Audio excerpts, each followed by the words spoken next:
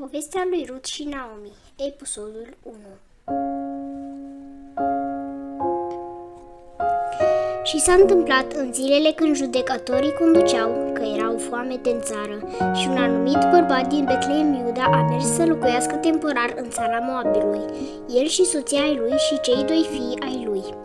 Și numele bărbatului era Elimelec și numele soției lui Naomi și numele celor doi fii ai lui erau Mahlon și Chilion, efratiți din Betlehemul Iuda, și au venit în țara Moabului și au rămas acolo.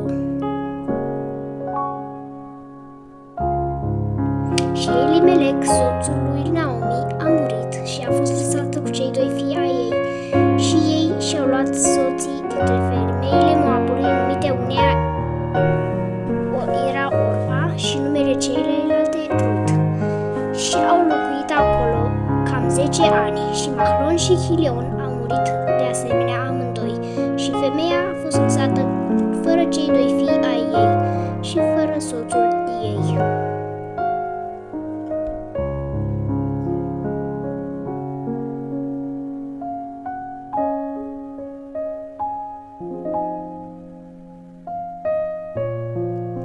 Atunci s-a ridicat cu nororile ei să se întoarcă în țara Moabului, fiind auzite în țara Moabului cum Domnul cercetase pe poporul său, dându-le pâine. De aceea a ieșit din locul unde era și cele două nurori ale ei au ieșit împreună cu ea și au pornit la drum ca să se întoarcă în țara lui Iuda.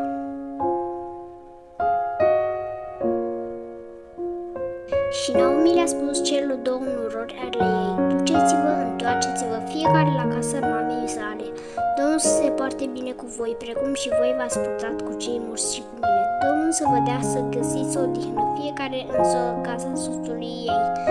Apoi le-a sărutat, iar ele și-au ridicat vocea și au plâns.